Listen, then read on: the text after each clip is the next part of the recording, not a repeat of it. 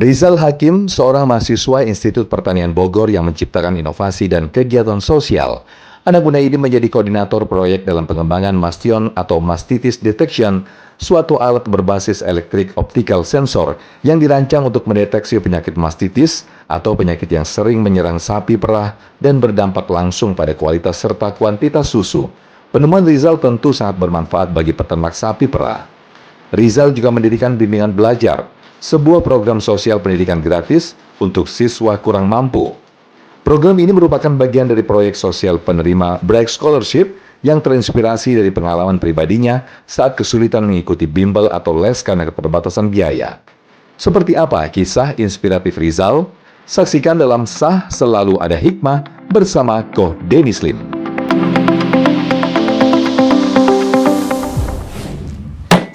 Selalu ada hikmah. Bismillahirrahmanirrahim. Assalamualaikum warahmatullahi wabarakatuh. Alhamdulillah, segala pujanya kepada Allah dan mari kita bersalawat kepada baginda Rasulullah Muhammad sallallahu alaihi wasallam. Kali ini tentu narasumber kita harus luar biasa kalau udah masuk sini. Beliau seorang mahasiswa tapi sudah berprestasi, nemuin alat, bikin alat untuk mendeteksi penyakit mastitis pada sapi, ya. Namanya Mastion. Dan juga mendirikan bimbel gratis buat ngebantu teman-teman yang pengen masuk kampus idamannya, ya, gratis, Masya Allah. Kita langsung ngobrol aja kepada beliau, ya. Ini masih kuliah loh, ya. Assalamualaikum warahmatullahi wabarakatuh. Waalaikumsalam, Pak. Kang Rizal Hakim. Ya, Rizal Hakim, betul. Masya Allah, panggilnya Kang Rizal, ya. Betul. Asli Rizal. Bogor nih. Asli Bogor, cuman lahir di Bekasi sih. Oh gitu. Tapi besar dari SD sampai SMA sampai kuliah di Bogor. Alhamdulillah. Kita izin tanya-tanya, ya. Siap. Masya Allah. Ini gimana awalnya bisa nemuin tadi alat untuk mendeteksi mastitis pada sapi itu? Ya, Dan emang kalau sapinya mastitis itu emang kenapa gitu? Bahayanya apa? Orang bahkan masih ada yang nggak tahu mastitis itu apa. Iya. Jadi awal itu ketika aku di tingkat awal dapat tugas dari dosen untuk kunjungan ke peternakan sapi perah di Bogor. Dan aku ngeliat di sana kok produksinya nggak seoptimal yang diajarkan dosen ya. Di negara maju itu biasanya sampai 25 liter per hari. Di kita biasanya Per hari per sapi. per sapi. Sedangkan di kita 10 sampai 15 liter per hari. Itu kan gapnya lumayan jauh ya kok.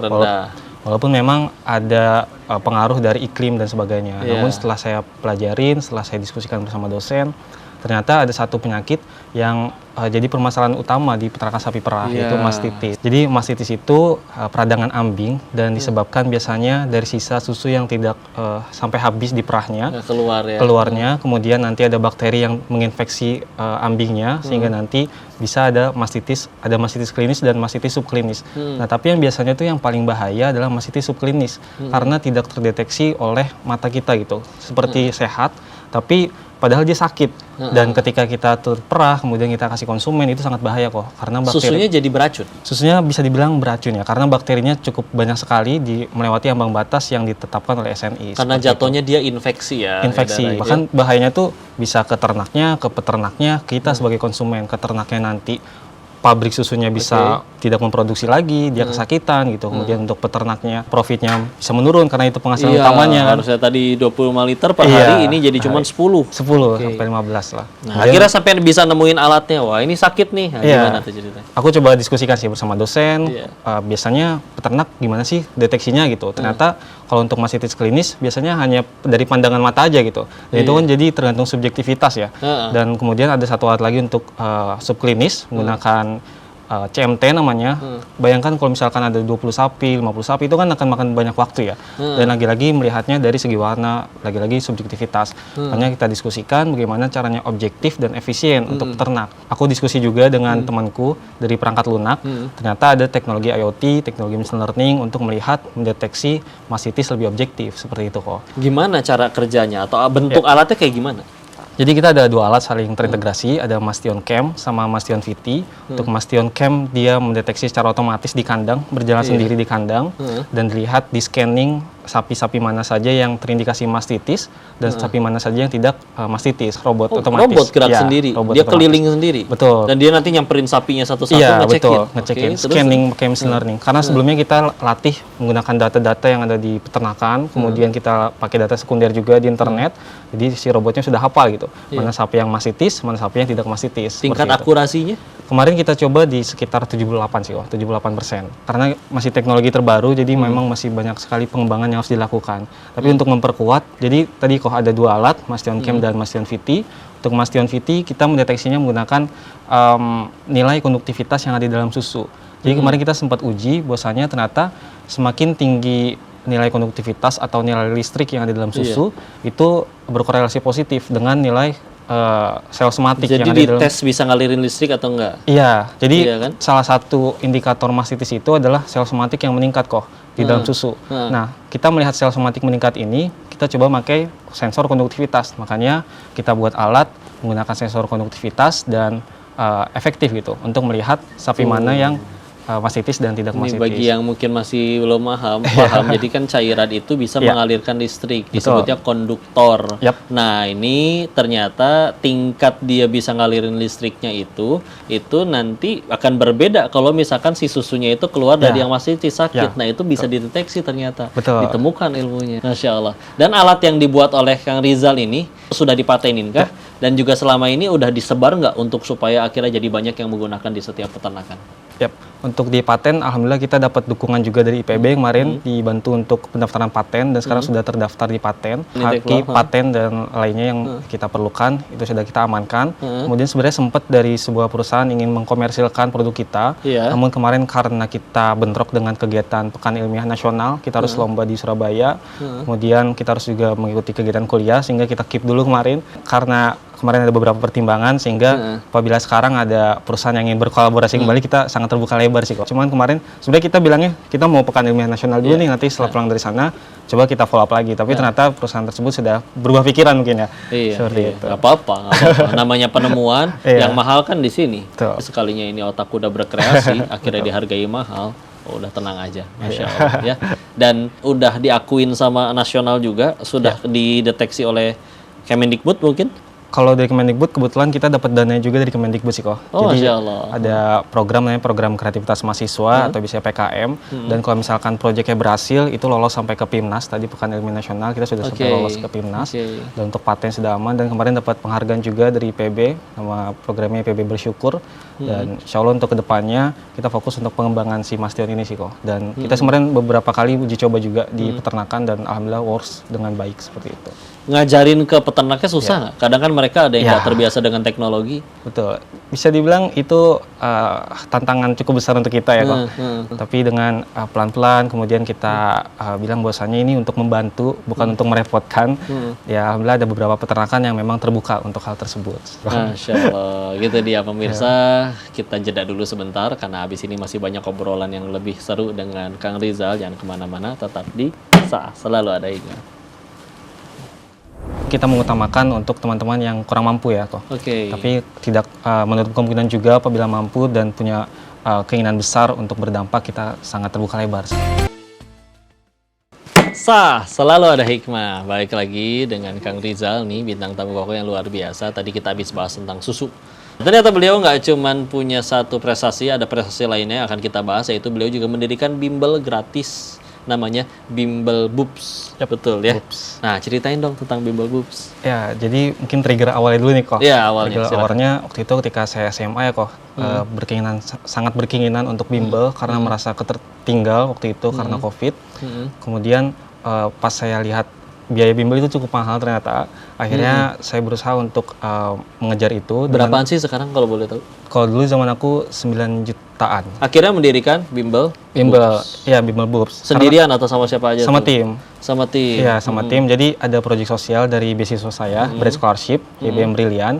Di sana saya mendapat arahan untuk buat proyek sosial dan apabila proyeknya bagus akan didanakan. Alhamdulillah kemarin dapat dana sehingga kita disponsorin oleh IBM Brilliant. Karena waktu itu di tingkat awal karena saya semacam punya nazar ya Allah kalau misalkan saya masuk perguruan tinggi, saya ingin buka bimbel gratis untuk adik-adik saya karena saya merasa berat nih, harus biaya sendiri kan waktu itu ketika SMA. Dan alhamdulillah ketika masuk beasiswa ini Bread Scholarship dikasih dana sekian juta, kemudian kita garap bareng-bareng bersama asrama, kita ada 9 orang di asrama.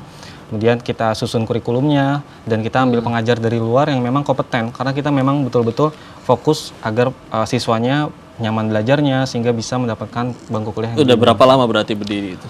Kebetulan baru tahun kemarin kok. Baru tahun kemarin. Kemarin kita ada 120 siswa kurang lebih. Sekarang sudah 120 siswa. Iya, Yang ngajar ada berapa orang? Kemarin sekitar 7 pengajar. 7 ya. Dan kita selaku mentor ada 9 orang. Jadi bukan hanya bimbel juga kita laksanakan, mentoring kita laksanakan, tryout juga kita laksanakan, semuanya untuk mendukung siswa-siswi kita masuk ke dalam perguruan tinggi negeri yang mereka idamkan. Kira gimana nih? Udah ada yang sampai keterima belum? Alhamdulillah kemarin dari beberapa siswa, puluhan siswa keterima di kampus dalam negeri, kemudian ada 1 siswa yang keterima di 14 kampus luar negeri ternama, dan dia juga dapat juga di dalam negeri, tapi kemarin diskusi akhirnya dia ngambil di Sydney kalau tidak salah ya. Di Sydney. Dan itu semua gratis ya? Iya, dari bimbel gratis kita, dan testimoninya alhamdulillah banyak yang terbantu kok dari bimbel ini, dan insya Allah untuk tahun depan akan dilaksanakan kembali, dan fokusnya untuk membantu siswa-siswi yang kurang mampu tapi punya keinginan besar masuk ke perguruan tinggi negeri. Kesempatan nih, kasih tahu dong bagi barangkali ada penonton SMA gimana caranya pengen ikut bimbel BUBS itu? Ya, follow dulu aja bimbel BUBS, ada di Instagram bimbel BUBS ID,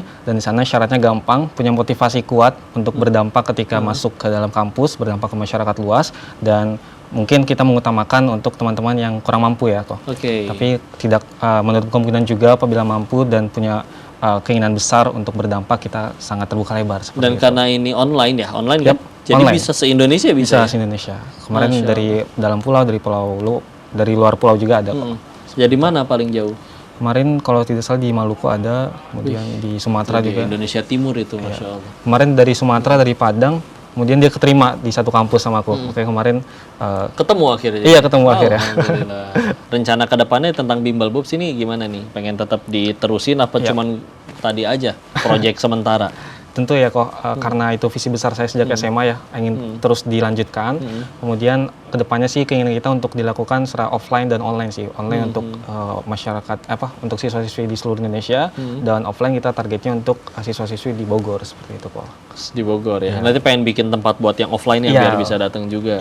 Terus ngatur waktunya gimana nih? Saya dapat info selain kuliah, ngelola dan ngajar bimbel, jadi mentor, tadi juga nemuin invent sesuatu ya, ada gitu ada penelitian, aktif juga di organisasi kemahasiswaan, nulis artikel, juara nasional nulis artikel juga, dan bikin poster. Gimana ngatur waktunya?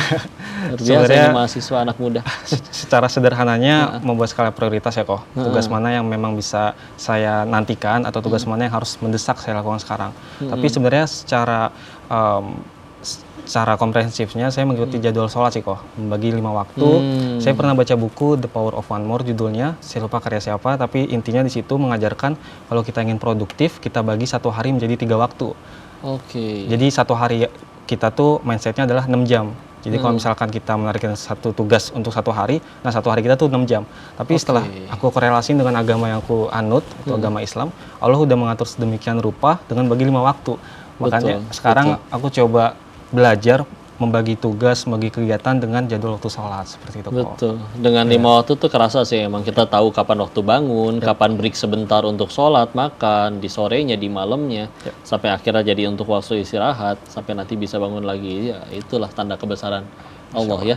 Dan tadi ya yang paling penting skala prioritas. Skala prioritas. Di saat yang lain mahasiswa itu ya Allah berjuang untuk lulus saja katanya hampir tidak ada energi. Ini lulus udah pasti, karyanya pun sudah dirasakan bahkan sebelum lulus. Masya Allah.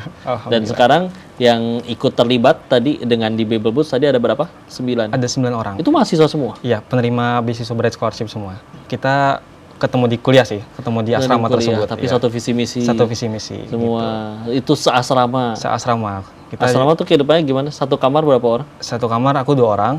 Di situ aku setiap pagi ngaji gitu, alma surat. Kemudian kita ada agenda juga terkait dengan bedah buku, diskusi ilmiah, itu bergantian. Nah itu memang sudah diprogram sama YBM Brilian kok. Seperti itu. Masya Allah. Setiap orang 24 jamnya sama, tapi bahkan ada yang udah nyari duit dari gelap sampai ke gelap lagi.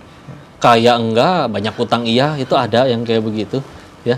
Nah ini Masya Allah ya, waktunya 24 jam juga, seharinya 24 jam juga kan? 24 jam. Kirain jamnya beda gitu ya.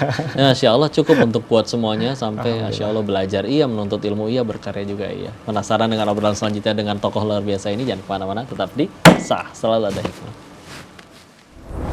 Karena aku ngerasa kuliah di sini banyak dibantu banyak orang ya kok. Jadi tujuan utama aku ketika lulus tentu ngebantu banyak orang lagi sebagai feedback aku terhadap orang-orang yang sudah bantu aku sekarang. Selalu ada hikmah. Yang ini agak kekerasan. Alhamdulillah ya. Tapi kita akan ngambil hikmah lagi selanjutnya dengan Kang Rizal. Alhamdulillah. Kang, ceritain dong yang tadi ke New Zealand yang insya Allah Februari 2026 itu ngapain? Internship kah atau keterima program apakah sampai bisa ke sana? Saya tahu banyak orang tahu New Zealand tapi ya belum tentu bisa ke sana ya. Gimana ceritanya? Ya, alhamdulillah kok. Jadi dari fakultas saya, sekolah vokasi itu mengadakan kerjasama dari salah satu perusahaan di New Zealand, itu Dr. Reza, Sheikh Reza, dan alhamdulillah aku menjadi Yang suaminya ya. Ustazah Peggy. Iya, Ustazah Peggy. Insya Allah. Iya, Insya Allah sih kok. Kemarin udah sempat nge-zoom juga sama beliau dan alhamdulillah tinggal menyiapkan keberangkatan terkait dengan paspor, visa dan lain-lain. Di sana aku bawa penelitian juga dari kampus minta aku untuk bawa penelitian dan aku ingin meneliti terkait dengan pengaruh manajemen pastura dengan korelasinya terhadap susu gitu, kualitas susu. Ini Masya Allah, ini calon suami yang baik, jangankan manusia, sapi aja dimengerti banget oleh beliau, Masya Allah. Dan nanti berapa orang yang ke sana? Insya Allah 4 orang kok. Insya Allah 4 orang dan alhamdulillah aku insya Allah dibantu juga dari YBM Brilian karena di sini ada beberapa yang berkontribusi, dari kampus berkontribusi, dari perusahaan juga berkontribusi dan dari aku pribadi pun harus berkontribusi gitu terkait dengan keberangkatannya. Dan alhamdulillah ketika aku ngobrol dengan pihak beasiswa aku, mungkin melihat dari track record aku yang selalu aktif dan selalu berusaha untuk mengupayakan yang terbaik, alhamdulillah dapat bantuan juga dari YBM Brilian seperti itu kok. Jadi kalau beasiswa tuh harus ada minimal nilai yang harus dijaga kan? Iya, ada aman minimal. nggak sejauh ini? Aman insya Allah kok. Alhamdulillah, aman ya. Keteter nggak dengan semua macam aktivitas ini? Alhamdulillah enggak sih kok, karena jujur beasiswa ini sangat mensupport aku sih kok. Ketika aku banyak kegiatan, kemudian justru malah diarahin gitu. Harapan dan cita-cita abis ini gimana nih? Setelah lulus, apa ambil S2 kah atau pengen ngapain?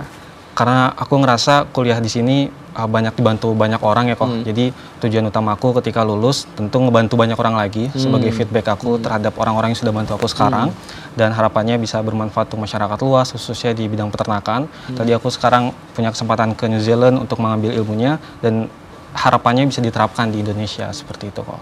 Masya Allah, Masya Allah. Kalau udah ngelihat yang mahasiswa atau anak muda yang kayak gini, kau tuh sebetulnya penasaran sama orang tuanya.